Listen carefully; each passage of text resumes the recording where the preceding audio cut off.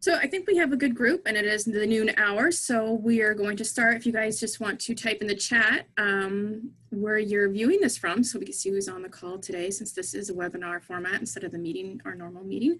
By the way, I'm Heather Riggs. I'm here in the NEMA offices in Arlington, taking advantage of the AC because there's no AC at my house.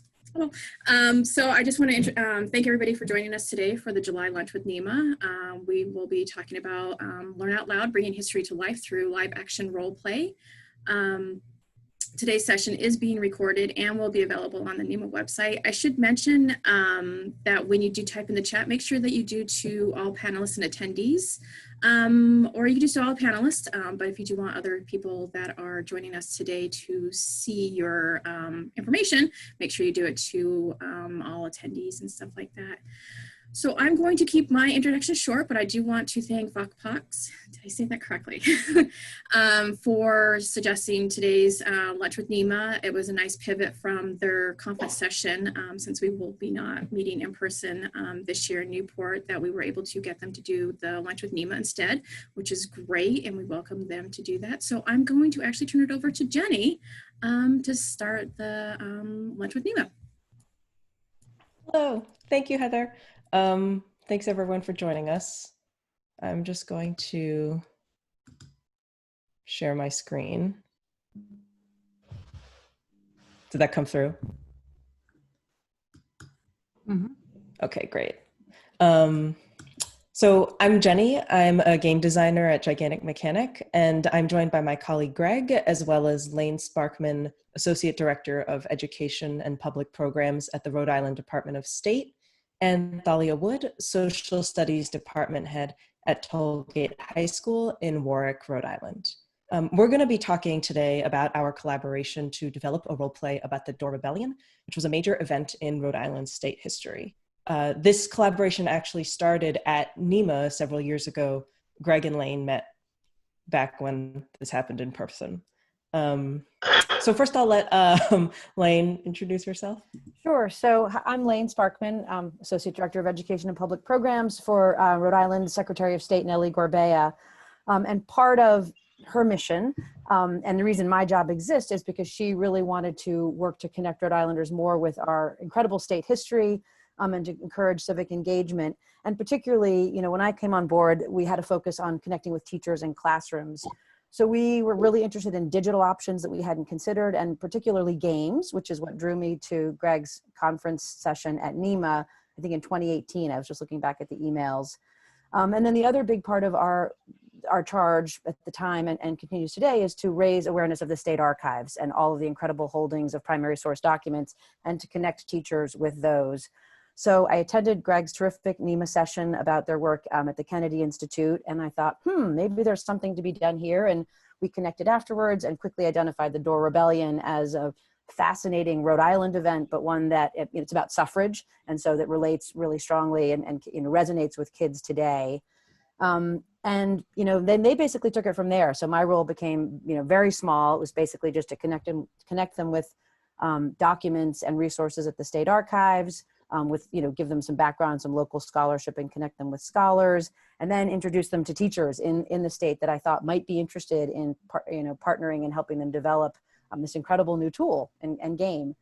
And so that's kind of where I now just get to sort of watch them work, which is a ton of fun. Thank you, Lane. We're also joined by Thalia.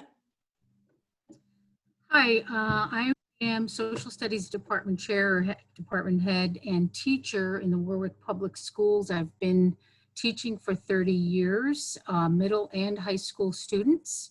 I also teach in the School of Education at Johnson & Wales, a Social Studies Methods course, and in their MED program as well.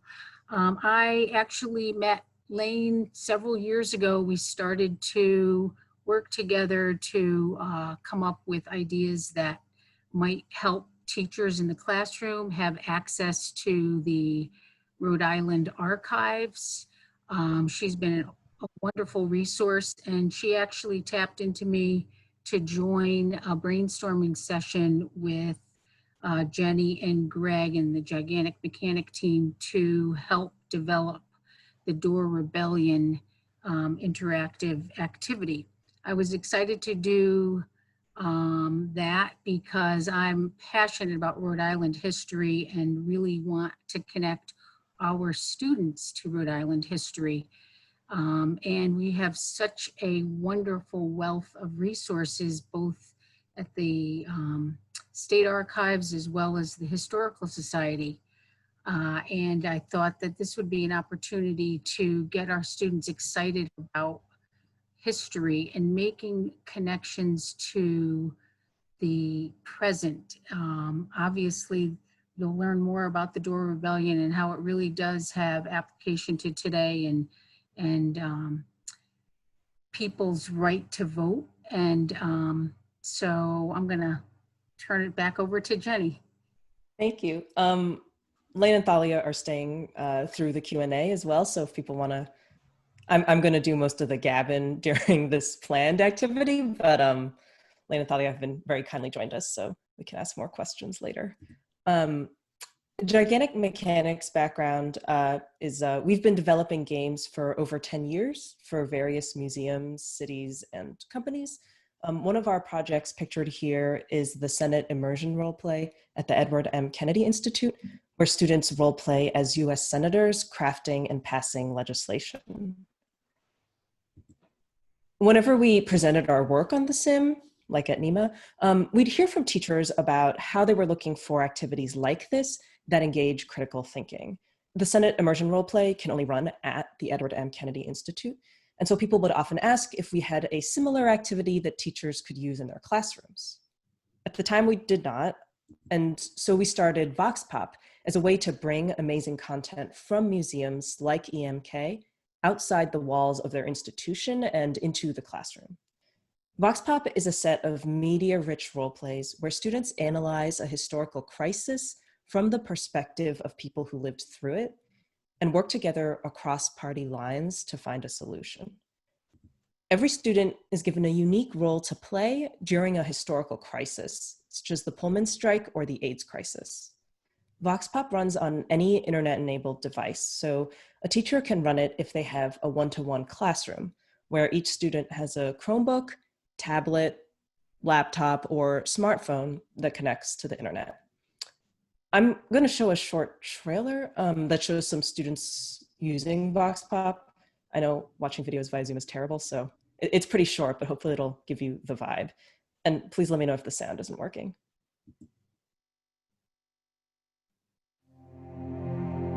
Who should be allowed to vote? And remember who you are, people from the 18th century. Who in the 18th century should be allowed to vote?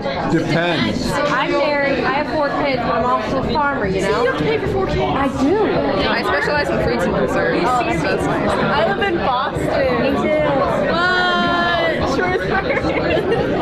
Do you think if we open up voting that a whole bunch of irresponsible people are going to vote? No. No. Yes. Yes. No. Ah. Okay. Hold that thought. Let's move on. Last one. Okay. So let's find it. We're going to look at the rule of law. In August, armed protesters shut down the courts in Northampton. And then y'all guys started coming for our land, and then where we gonna go? Y'all are ready to get our house, and y'all already know that's where we gonna go. All right, so let me say okay, let me say no, why would we want taxes? No, we can't. I told y'all not supposed to sell it. She's so cool. So VOXPOP runs on custom software that distributes profiles, tallies student votes, and has a display and provides instructions. So it's designed to be super easy for a teacher and their students to pick up and play. A teacher will be able to open our site and start running VOXPOP within minutes. From its inception, as I said, we've wanted VOXPOP to be a way to help museums and other organizations bring history out of their walls and into classrooms. Early in our development process, we approached Lane to see if the Rhode Island Department of State would be interested in working together. And it seemed like a win-win proposition. You know, we'd get to work with an institutional partner that could help us with archival material and outreach, And the partner will get this really easy to run, internet accessible experience that can expand the walls of the museum into classrooms around the country and around the world. Today, we're going to be talking about our experience collaborating together, but before we start discussing the historical role plays of VOXPOP specifically, I think it's worth taking a moment to define role playing. You may be familiar with examples of role playing like Dungeons and Dragons.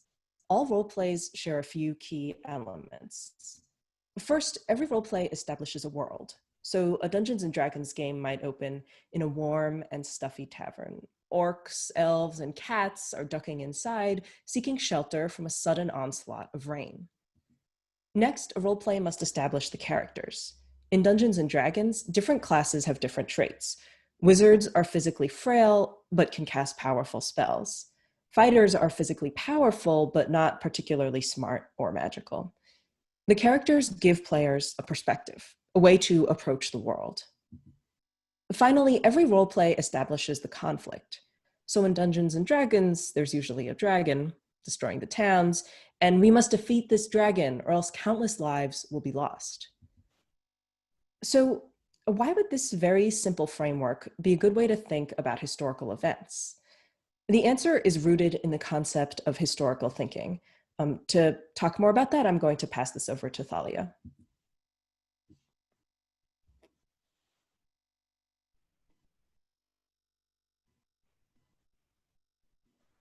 Thalia, you're muted. I apologize.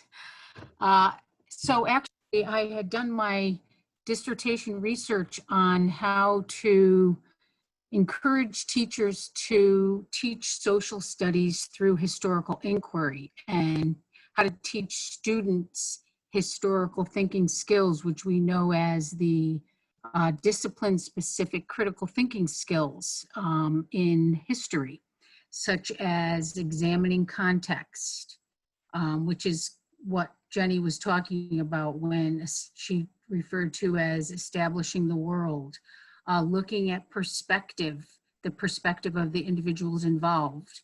And she mentioned the characters in the previous slide, as well as looking at having students see if they can corroborate evidence when they're looking at primary and secondary sources.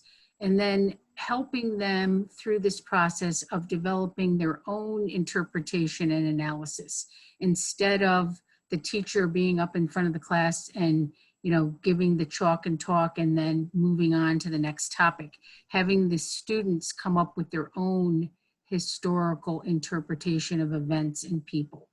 So as I think all of us are aware, these are really important critical thinking skills that we're trying to emphasize, helping our students to become more engaged in history, seeing the relevance to their own lives, as well as becoming more responsible citizens and being more engaged in their own communities. So I certainly see the relevance in this type of activity for engaging our students. Thanks, Thalia. I'm going to pause and ask before we talk about our collaboration with the Rhode Island Department of State if anyone has any questions so far. I haven't received any yet, but if you guys do have any questions, go ahead and type them in the chat feature or the Q&A box, and I can pass them along to Jenny. Thank you. I apologize. My chat window disappeared, and I don't want to mess with the setup. Yeah, that no, I have I'll take now. care of it. Don't worry about that. Thank you. I'm going to now go into some detail about the work that went into VOXPOP's collaboration with the Rhode Island State House. Our collaboration began with me and Greg driving up to the Rhode Island State House to meet with Lane. She showed us around the building and attached museum. That's a picture of Greg in front. That's a picture of me, to be even. The building is so beautiful. I don't usually take pictures on work trips, but I had to take a picture this time. So the Rhode Island Department of State already had a couple of major events from Rhode Island history in mind, including the Gaspee Affair, which was an attack on a British customs ship during the lead up to the American Revolution, and the Dorr Rebellion, a rebellion against the Rhode Island state government to expand suffrage and amend the Constitution. These are both big, exciting events that teachers would be interested in exploring as a role play. So the question was, what did the Rhode Island Department of State want their players to walk away with? What is it that you want your experience to say? And what aspect of your history is most interesting to you? We settled on Dorr because, as Lane says, it hits on issues that are live for students today, such as, should everyone get an equal say in government? How do we reform old systems that aren't working so well anymore? Does a protest have to be peaceful in order to be legitimate? Once we've tentatively settled on a subject, we start figuring out what the skeleton of the role play would be. We need to find out whether this event is amenable to being turned into a role play. Does it contain the key elements? First, the world. It's 1841, and Rhode Islanders are fighting over who gets to vote. Since before the Revolution, white landowning men have controlled the government. But as the state industrializes and people move to cities, many are asking why more people don't get a say. Second, the characters. Dorrites, supporters of Thomas Dorr's rebellion, want a say in government. The current government was established by a royal charter from the King of England before the Revolution. We overthrew the king, we should overthrow his charter government. Charterites, those who support the existing government, say that rebellion is not reform. Yes, the government needs to be fixed, but there are legal ways to do it. Finally, the conflict. There are three key issues: suffrage, who gets to vote; representation, how do we distribute seats in the assembly; and constitutional reform, who gets to write the Constitution. We found that breaking a role play up into three issues works well because students can work in smaller groups and consider a variety of solutions. You may notice that the ribbon on the far right looks a little different from the other two. It is actually a real ribbon from the Rhode Island State Archives. This is one of the advantages for us working with a museum or historical institution. We get access to really great archival material that we can use in our in-game multimedia. And then seeing them in the game gets students excited to see more. The Rhode Island State House often hosts tour groups, and the more students know about the history going in, the cooler it is to see the artifacts in person. While we're developing the content, we're constantly testing with teachers and students to find out, does this align with their understanding and teaching of Dorr? Do they think it is fun and appropriate for their students? And an important thing that we keep an eye out for is to make sure that historically underrepresented voices are included. Often when one is discussing a historical event, it's tempting to choose the two most powerful voices and ignore the rest. History is often taught this way. For example, the one-sentence summary of the Dorr Rebellion would be Thomas Dorr and some supporters versus the government. Thomas Dorr lost, but everything he wanted happened. Suffrage was expanded, the legislature was redistributed, and the state discarded the old charter and replaced it with a new constitution. The problem, which pervades a lot of historical retelling, is that this approach, promotes the idea that progress happens by the say-so of a few already powerful people. Dorr's family was rich and powerful. And B, this two biggest voices in the room account of history erases a multiplicity of voices and experiences. Dorr might have lost his rebellion because the Dorrites voted in a slim and very sad majority to exclude African-American men and advocate for universal white male suffrage. So American men in Rhode Island largely supported the charter government. And it paid off. When the government expanded suffrage, they ended up going farther than the Dorrites. They enfranchised men who could pay the poll tax, including African Americans, though excluding Indigenous Americans.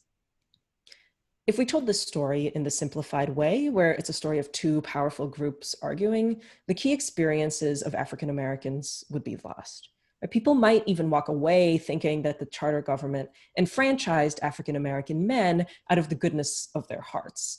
And this would ignore the power, however limited, that African American men were able to exercise with their active civic participation. The great thing about telling history as a role play is that you can have many different voices represented and shown in their relative power to one another. In the Door Rebellion, African American characters are very much outnumbered. It's up to the students playing them to find and forge their alliances. By having students embody different roles, it becomes clear to the class not only the multiplicity of perspectives at play, but also the power imbalances, the enormity of the challenge that faces marginalized groups. Playtesting a historical roleplay is therefore not only about making a streamlined, clear, and engaging experience, and any successful game requires many playtests, but also making sure that students walk away having learned the right lessons. There are games that were designed to have a certain outcome that, when tested, seem to yield a very different result. An example is Spent, a web game where you have to survive in the US while homeless and living under the poverty line.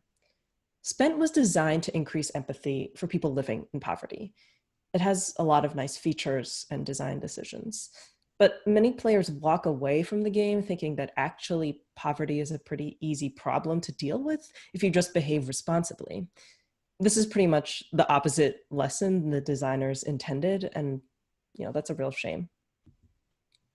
So this is why we're constantly testing VOXPOP. And we're lucky to be working with the support of the Department of Education and Small Business Innovation Research Program, because part of the funding we receive is earmarked for research. Over the course of development, we've worked with Camelia Matuk and Talia Hurwich at the NYU Steinhardt School in order to track what lessons students took away from VOXPOP. The three main takeaways were: every issue can be seen from multiple perspectives.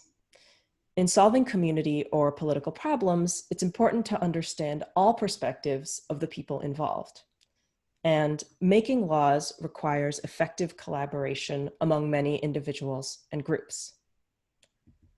One student said that VOXPOP reminds you that people like you can push laws into place. Not only that it's controlled by the government, but it also can be controlled by the people. It was great to hear this because, as we say, we design with goals in mind about player experience, but you can never really know what players take away unless you test it out and ask. So along with research, writing, and repeated testing and iteration, VOXPOP requires a fair amount of multimedia production. First and foremost is the code. Our VOXPOP platform can be run in any one-to-one classroom. So we can develop custom software for a higher price point, but the approach we took with the Rhode Island State House was to make something that slots into the existing VOXPOP platform and distribution network. This means that any classroom with internet around the country could play the Door Rebellion roleplay at any time, and using the existing framework also makes the workload much lower, and so it lowers the overall cost. Another significant lift is the videos. Each VOXPOP roleplay comes with several videos that explain how the roleplay works, the historical context, and what really happened. I'm going to show a video now that we made to explain the issue of the legislature in the Door Rebellion. This video has gone through many iterations because proportional representation is kind of tough to explain, and it still needs work, but hopefully it'll seem clear to you.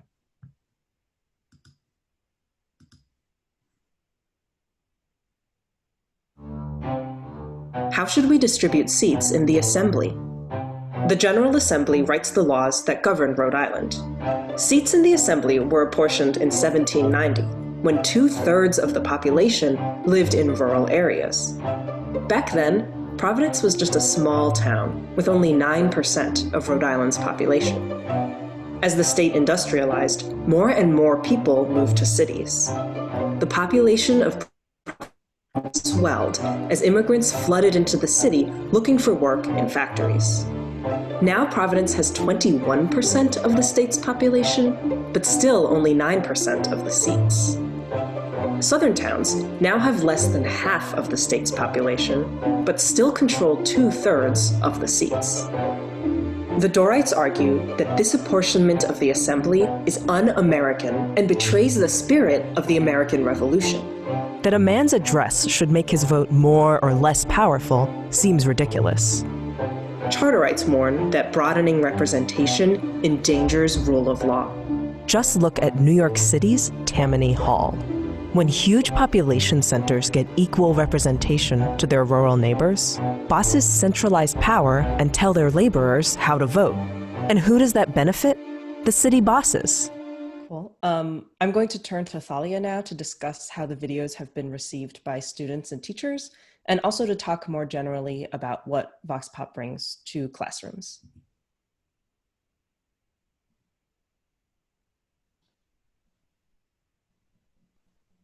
Muted. Talia, you're muted. I'm sorry. I apologize again.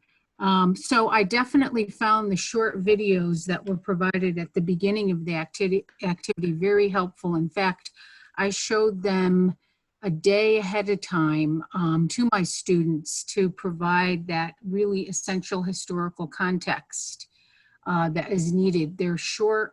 Students' attention span, as you know, is definitely limited. So the short video with some of the essential contextual information is really key. In addition, some of the key terminology, that discipline-specific terminology that we're always emphasizing, like the terms suffrage, charter, door rights, etc. All of those terms are brought out in those short videos, and it gives the teacher an opportunity to review those terms with the students to ensure that they have a pretty good understanding of them.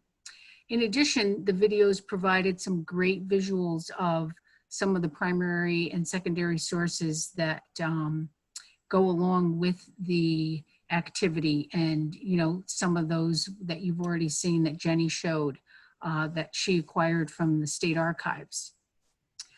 And I think we're all aware that in this new distance learning age, that we are moving more towards project-based learning. In fact, I just read an article this morning by Linda Darling-Hammond, the Stanford-based educator, who talked about the importance of moving in that direction. And this activity definitely fits in with some of the characteristics that we look for in project-based learning, where the teacher can provide feedback for the students and the students provide feedback from their own experience, rather than just giving them a numerical grade or a letter grade. There's actually interaction and discussion. So I think also that VOXPOP addresses the 21st century learning standards. Just last year, our high school went through a NEASC review, the New England Association of Schools and Colleges, and that was a key emphasis of the NEASC review, that high schools need to emphasize these critical thinking standards, communication, problem solving, collaboration, etc. So this activity certainly addresses some of those. It obviously can be used in a virtual environment, which we know may be happening in many of our schools across the country in the next year or so. And it also, it works well with a diverse group of students. I use this activity with a U.S. history class in which I had a combination of both 10th and 12th graders, and they were all ability levels. It wasn't an AP course, it wasn't an honors course, it was an average U.S. history course, and the students really got excited to role play. And some of their comments were that they really got a better idea of the perspectives of the people living at that time. It was neat to see them, their reactions to some of the comments of their peers. It was a great activity. In fact, we did it, I think 4 days before the school shut down. So we just got in just before we went to distance learning. And finally, it does fit, these activities can fit in with a number of courses: American civics, American government, US history, American law and society, sociology. So they can fit across the board. So I really think these activities are definitely worthwhile, and I'd like to actually see more of them. Thanks. Thank you, Thalia. We're Actually, very lucky. Oh, I did receive a question for Thalia. Do you by chance have a link to the Hammond article handy? You're muted. We should just keep you on unmute. My husband's mowing the lawn, so I didn't want to. Yes, I can send that to you. Is that okay? And then you can forward it? Yep, that's not a problem. I can put it, the link on the NEMA website as well. Thank you. Sorry, Jenny, go for it. Oh, no, I was just going to say we're very lucky to work with teachers like Thalia and around the country who are willing to really go above and beyond to help us develop these tools. Without people like Thalia, we would, who knows what we'd be making, probably something that isn't that useful. So thank you, Thalia. Welcome. Because we have a little time, I sort of want to delve into a question that we get a lot, which is why students should be, let's say, playing slaveholders who are a very important part of American history. And I sort of want to clarify now that when we talk about thinking historically and taking other perspectives, what we want students to develop is an intellectual understanding of the arguments. So the goal of role-playing is not empathy, it's knowledge. The Zinn Education Project, which has a lot of excellent role plays on their site, has a great article about how and how not to teach role plays. They write, teachers should clarify for the students taking on oppressive roles that they are not being asked to sympathize with the oppressor. They are being asked to understand and articulate how and why individuals participate in oppressive practices. We hope students come to see that it doesn't take being evil, bad, or even exceptionally bigoted to buy into the wages of whiteness or the class incentives of labor exploitation. This leads us to the question of responsible design. How do you design a role play about a historical event in which some players hold morally abhorrent views? I want to talk a little bit about the process of developing our role play, about the Nullification Crisis of the 1830s. This was a key event leading up to the Civil War. I think it raises a lot of interesting questions about what are the limitations of role playing in the classroom, and is it ethical to ask students to represent unethical points of view? So in the early 1830s, several prominent figures in South Carolina politics, such as John C. Calhoun on the right, decided to claim the right to nullify a federal tariff, declare it null and void within South Carolina's borders, but still remain part of the United States. This being 1830s American South, a lot of these powerful men were slaveholders. One tricky thing about the Nullification Crisis is that these slaveholders were truly predominantly worried about protecting slavery.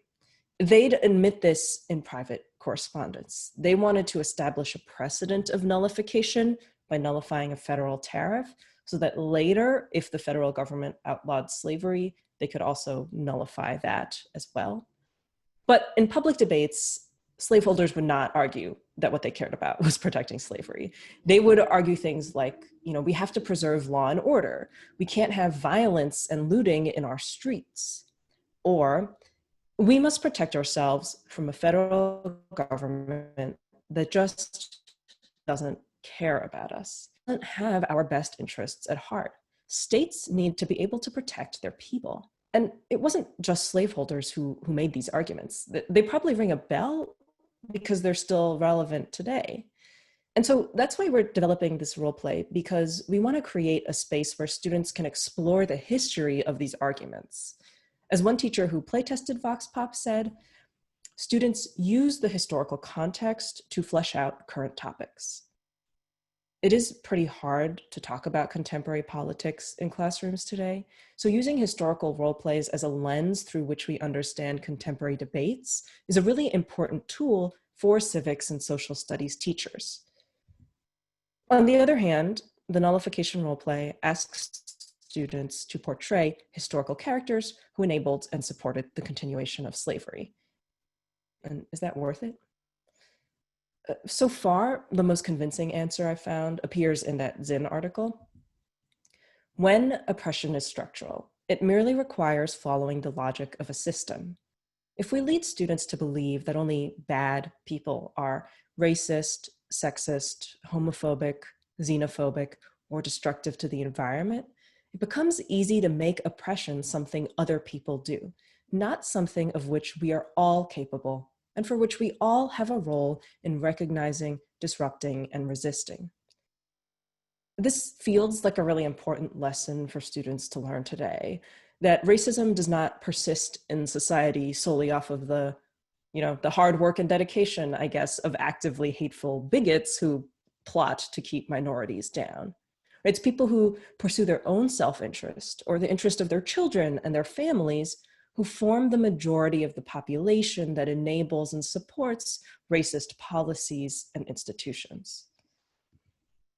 The question of where you draw that line, what should be turned into a role play, for us comes back to that basic question of what are the learning goals? What do you want players to walk away with?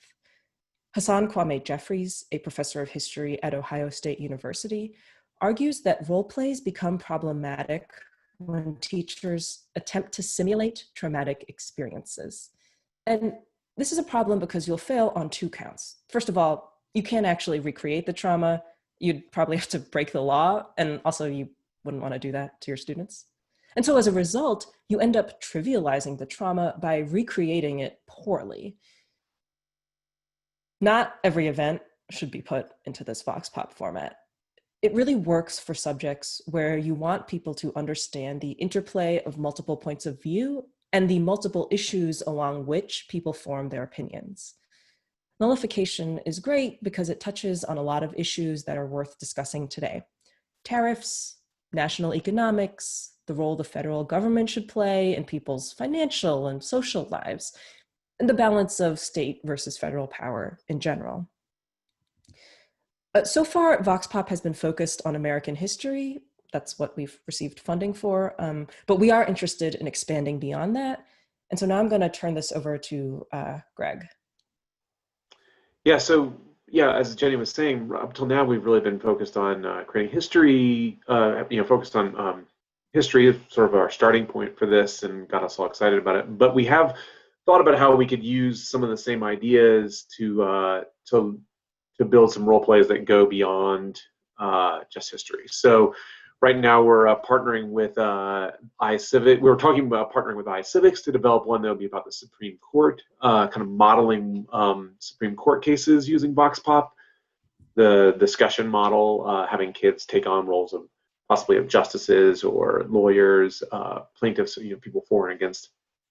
So that would be one, that's one way where we're saying, like, you could take the general discussion format and apply it to a different, wholly different, not just different content, but a sort of slightly different structure.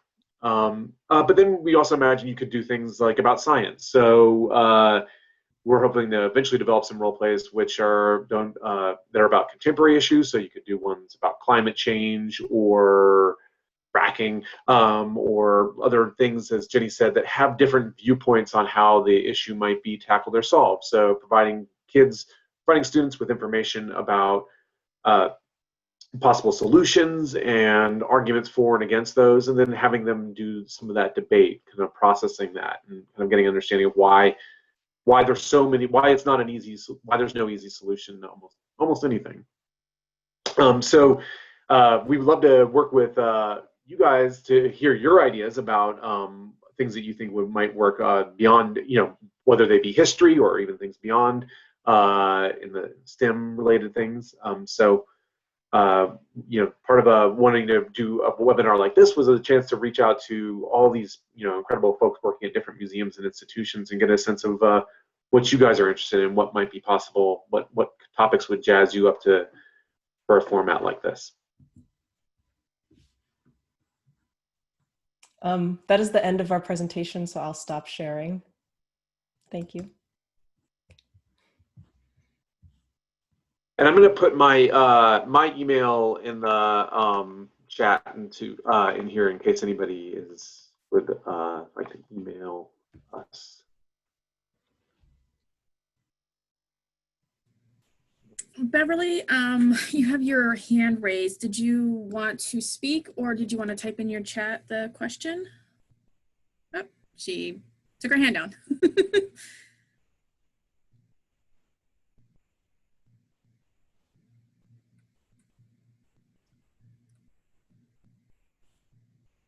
So I think the science one would actually be great. And this all, by the way, the whole voting thing reminds me to make sure you guys all fill out your census, make sure your colleagues fill out your census, make sure everybody fills out the census, share that information around.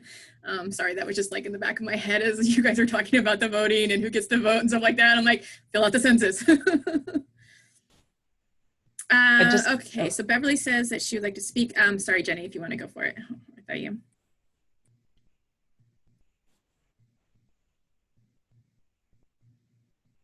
Okay, can you hear me? Yes. One of the things that I was kind of wondering about when you were talking about the leaders, both leaders who were your main leaders and the African American leaders who need to be part of the conversation as well.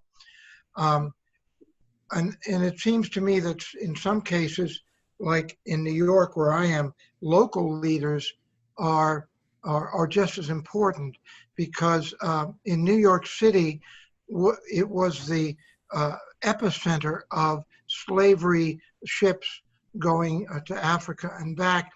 And yet right within the city, there were people who had a great deal of influence, but not a lot of position. And they basically stopped any changes that would limit the number of slave ships that were leaving New York City by just preventing a lot of that action that goes on. And we do that in one of our presentations, which is live, but we haven't done it for schools yet, just for adults. On the ship Wanderer, which was built in Long Island, and bringing in a lot of the local connections. And it would seem to me that when we're talking about students, you need to make it as local as possible, even though I know you're a New England organization, but bringing it down to the individual community where the students can understand something about the people who were really in the lower trenches. And like you said, they weren't always one way or the other. They were sort of in between, but they had a great deal of influence on what happened. Yeah, that's a really great point. We're very interested in developing more role plays that focus on state or local history. It's a hard balance to strike, because the more specific the role play, often the smaller the audience is that might use it.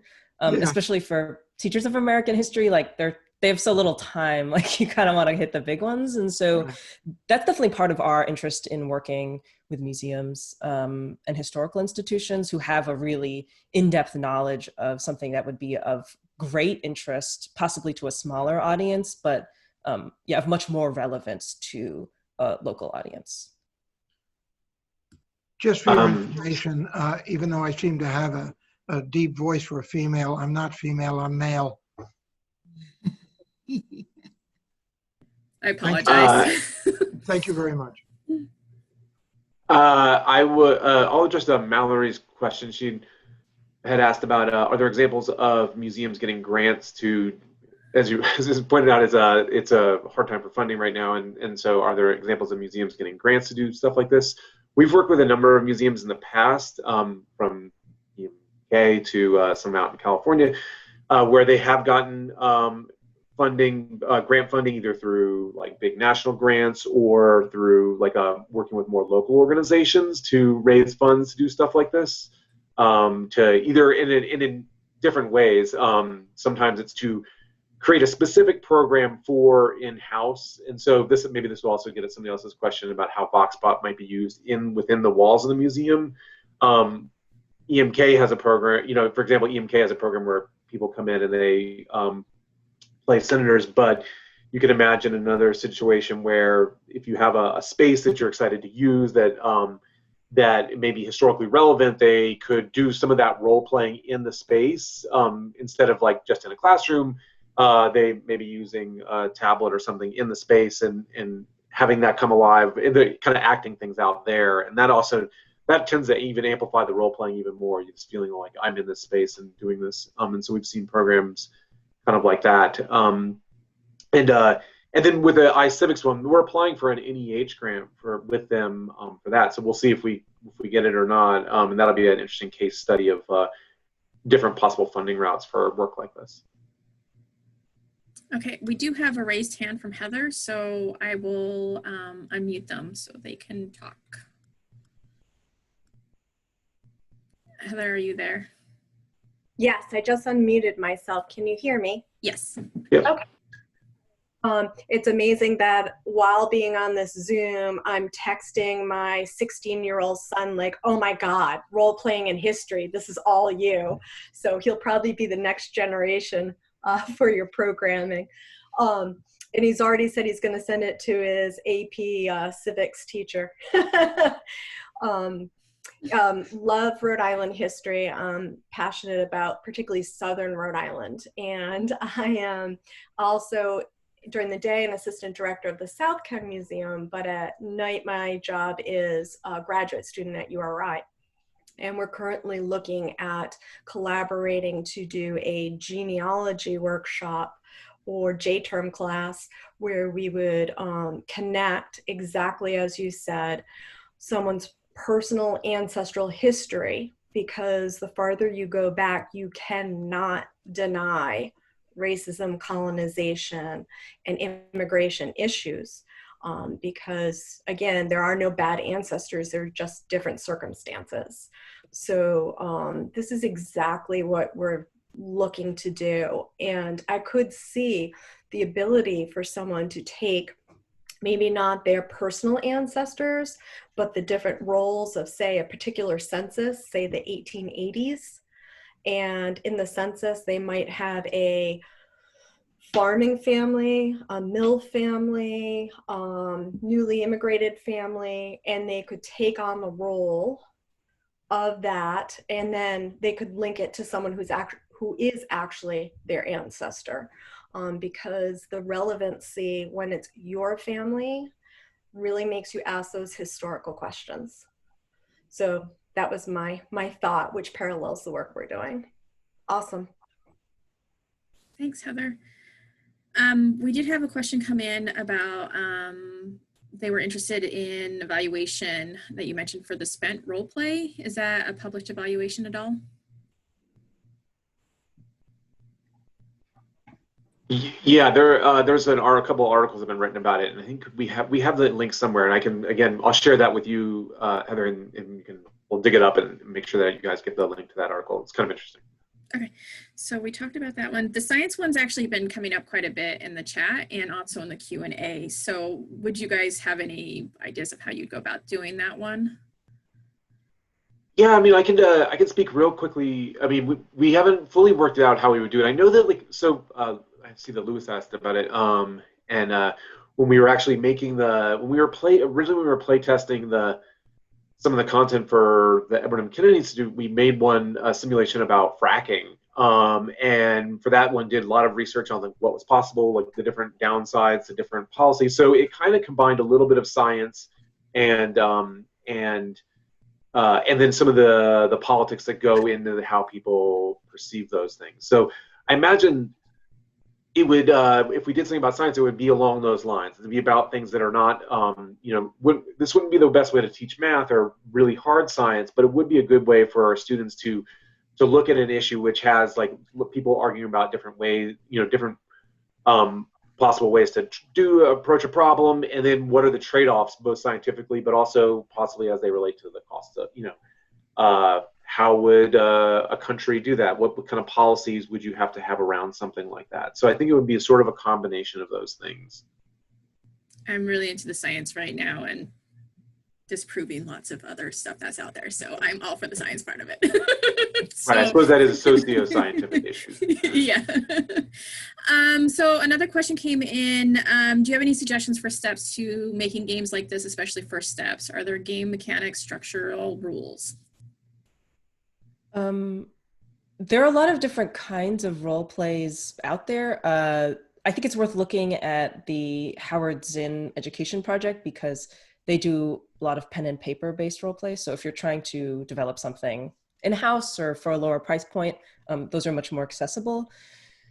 Normally, the big thing is just testing a lot. That's probably the best way to get at something that works, and to just keep in mind, I guess, that players can only handle so much information at once. So usually the thing that happens on our end is we cut like the amount of information down. We start with like something like this that we think is manageable, and it ends up like that, and that's actually manageable. Yeah. Okay. We do have a raised hand, so Christine, I'm going to allow you to talk. Hi everyone, my name is Kristen. I'm with the Providence Children's Museum. Hello, lady.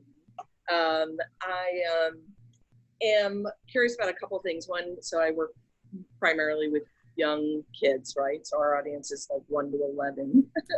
I'm curious about when, for what sort of targeted age group this particular one about the Door Rebellion is set for, and then thinking if you've engaged at all with thinking about this kind of work with elementary age kids. And then my other question was at the Edward Kennedy site with some of what they've done. I'm curious if they've done this same role play with community members, so not necessarily high school students, and how navigating that has felt, or anyway, lots of questions there. So I'll address the age one real quick. So this was originally designed for the VOXPOP is sort of focused on high school age kids right now. We have tested it we've done some role plays with 7th and 8th graders in the past, and we try and keep the, and basically like, we try and keep the language, we try and simplify the language. We're constantly editing it to try and make it easier to use, easier for anyone to use. But we haven't done elementary yet. It'd be an interesting challenge. I think that like, and kids at that age, I think they could definitely do it, because I watch my kids do role playing online all the time now during the summer, and so I think it's a very powerful thing. They're wrapped for hours in front of Zoom, and so I can imagine things like scaling a version of this down for kids that age. Sure, yeah. I mean, they're the masters of pretend, right? Yeah, that's way better at play that. is play is how they engage with that. Yeah. And then I'm curious about the connection, if you've worked with any of these with community members, with adults or multi-generation. I don't know if there's anyone here from EMK that wants to address that one specifically. And we did a lot of the work before they opened up. I don't know. I know that they have run programs where they've invited people in outside, not just school groups. But I don't know if anyone here has specific experience with running that program for community members. We do have some EMK people on the call. Yeah, hi everybody. My name's Lou Rocco. I'm the program and content developer at the Kennedy Institute. I've been at the Institute since we opened to the public, so I've had the privilege to facilitate the Senate Immersion Module my whole time there. We have offered public versions of our Senate Immersion Module program. We specifically offered our fictional superpowers-based version of that game, the content of which was developed largely in-house by my former manager, because we figured that doing a a real policy issue like immigration or the Patriot Act, or the various policy issues that we offer, might have gotten a bit too contentious for strangers to talk about in the context of our games. So we wanted to do something a bit lighter in subject, but that also deals with some serious issues, sort of by analogy. So it steadily built over the 3 times we offered it in terms of the audience, and it was very well received every time. So we have done it a few times. We haven't done it in a couple of years, but when we did do it, it was very well received. Great. Yeah, thank you. I appreciate those comments. Okay, so we did have one coming in a little bit earlier. So the majority of the stuff that you've been talking about is more about dealing with the students and stuff like that. Do you have any suggestions for more about like living history museums actually taking this into the museum itself?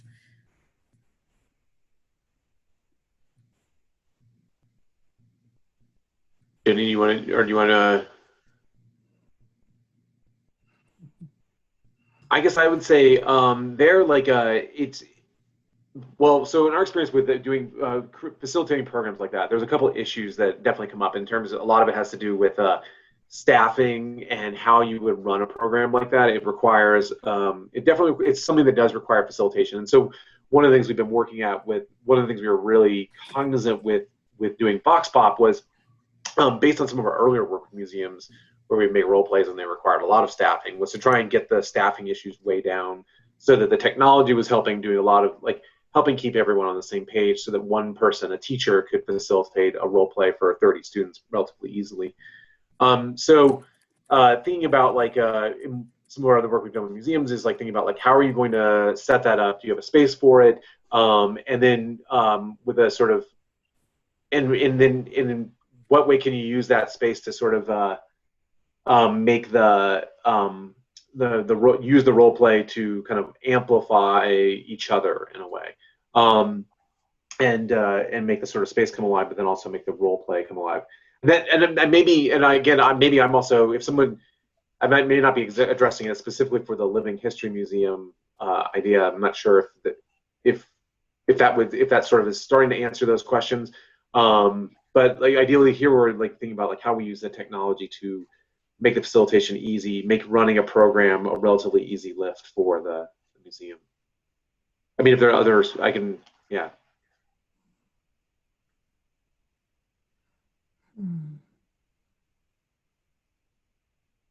One thing to add on to Greg's point is that so much of the tricky work of running these is, it's hard to ask students to do an intellectual exercise and not an empathic exercise. We've tried to build in more support, in the sort of introductory videos to VOXPOP, kind of explaining, what is the behavior that we want to see and modeling that behavior. And it is definitely easier for teachers. When we've gone to classrooms to run it, it goes okay. But once the teachers know how it works and they run it themselves, they do it really well because they know their kids. So I think it's a slightly different design challenge to do it for museums that are dealing with tour groups rather than for classrooms. Can I chime in? From the teacher's perspective, I was thinking that if I were to bring a group of students to a museum, that if I prepared them ahead of time for an activity and the students actually saw some of the actual documents at the museum or some of the artifacts that went along with the event, and there was a space where we could actually carry out the activity at the museum, that would kind of be a neat environment. I don't know, how, you could coordinate that, but it would break up the day at the museum, as well as making it more real life, if you're actually looking at some of the documents, say going to the state archives, seeing some of the real documents, or the Rhode Island Charter, and then actually participating in the Door Rebellion activity. Can I add also, I mean, I was thinking the same thing, like I would imagine whether you did it in the classroom in advance or you did it as a little activity before you started your tour of whatever museum you're going to, or house museum you're going to, or living history museum, that it makes it much less of a passive exercise. And all of a sudden you are thinking, okay, if I'm Josephine and I actually have to use this kitchen, or I'm Fred and I'm going into the loft, or whatever it might be, it just helps it make the place more real rather than just, you know, something you're watching or looking at. You can imagine your role in it. Mm-hmm. That sounds good. So we do have Lucy that raised her hand earlier. It is the 1 o'clock hour, but I will unmute Lucy. So hold on 1 second. Lucy, you'll have to unmute yourself. There you go.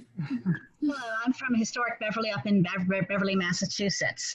A couple things about the living history. We actually have like a dialogue that was written several years ago that we used at one of our Historic Beverly meetings for like members, just for like an engagement activity with them. And it was a discussion between John Cabot and I can't remember the first name, but Pickering of Salem. And Cabot was a rebel, so to speak, and Pickering was a loyalist.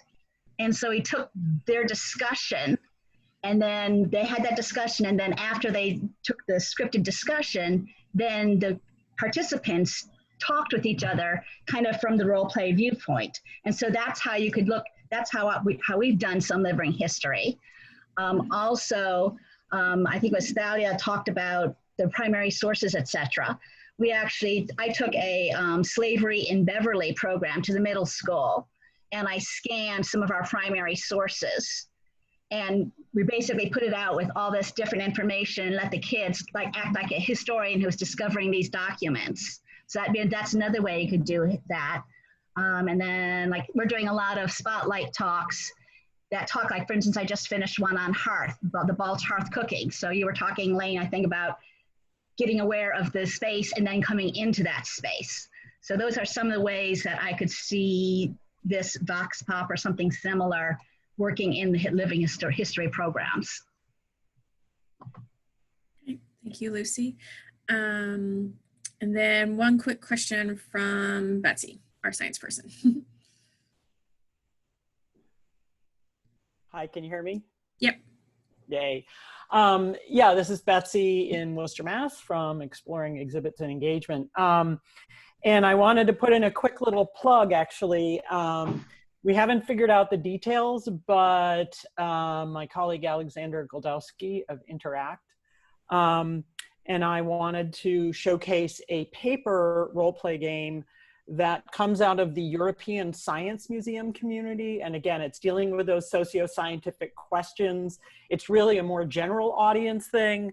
And we were gonna showcase an example of an invasive beetle that came into Worcester, caused us to lose 30,000 trees in order to protect the maple forests of northern New England. So people in Worcester had to give up their property values to protect the maple industry.